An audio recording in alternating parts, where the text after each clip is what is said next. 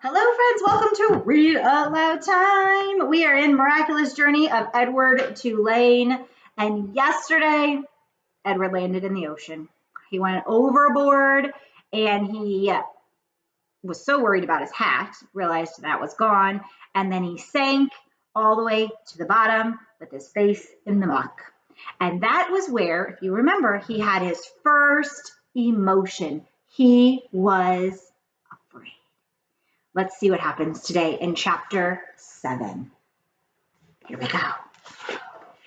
He told himself that certainly Abilene would come and find him. This, Edward thought, is much like waiting for Abilene to come home from school. I will pretend that I am in the dining room of the house on Egypt Street, waiting for the little hand to move to the 3 and the big hand to land on the 12. If only I had my watch, then I would know for sure. But it doesn't matter. She will be here soon, very soon.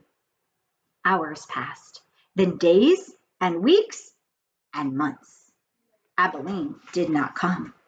Edward, for lack of anything better to do, began to think. He thought about the stars. He remembered what they looked like from his bedroom window.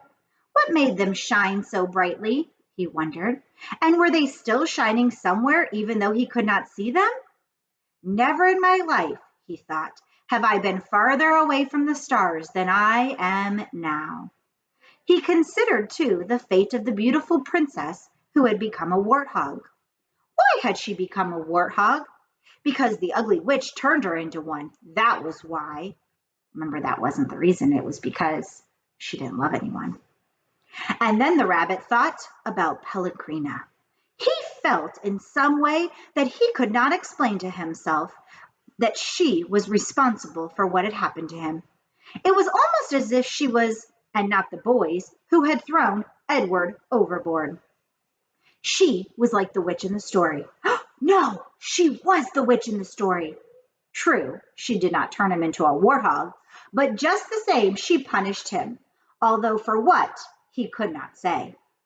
On the 297th day of Edward's ordeal, a storm came. The storm was so powerful that it lifted Edward off the ocean floor and led him in a crazy, wild, and spinning dance. The water pummeled him and lifted him up and shoved him back down. Help! Thought Edward. The storm in its ferocity actually flung him all the way out of the sea, and the rabbit glimpsed, for a moment, the light of an angry and bruised sky. Can you imagine what that would look like? The wind rushed through his ears. It sounded to him like Pellegrina laughing.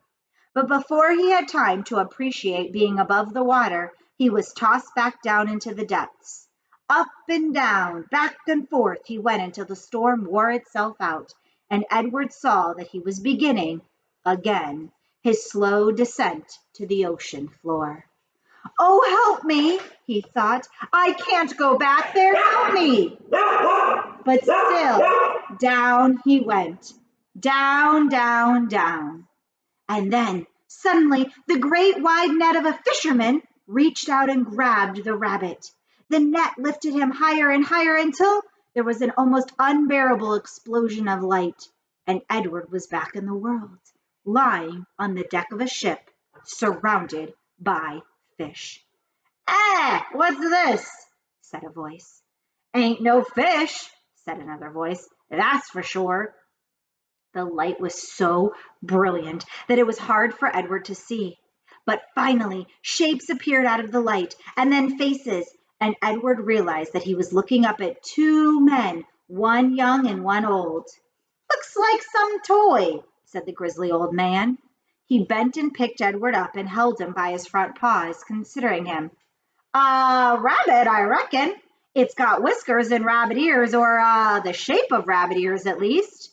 "Yeah, sure, a rabbit toy," said the younger man, and he turned away. "I'll take it home to Nellie. Let her fix it up and set it to rights. Give it to some child." The old man placed Edward carefully on a crate, positioning him so that he was sitting up and could look out at the sea. Edward appreciated the courtesy of this small little gesture, but he was heartily sick of the ocean and would have been satisfied never to set eyes on it again. There you go, said the old man.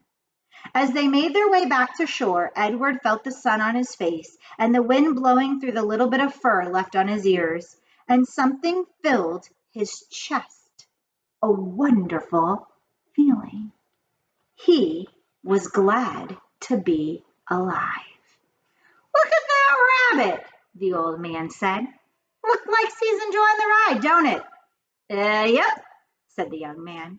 In fact, Edward Tulane was so happy to be back among the living that he did not even take an umbrage at being referred to as it. Think he's changed? I don't know. We'll find out tomorrow what happens when Edward is taken with the old man. Maybe we're going to see a change in Edward's personality. I will see you later. Remember, have a great day and be kind.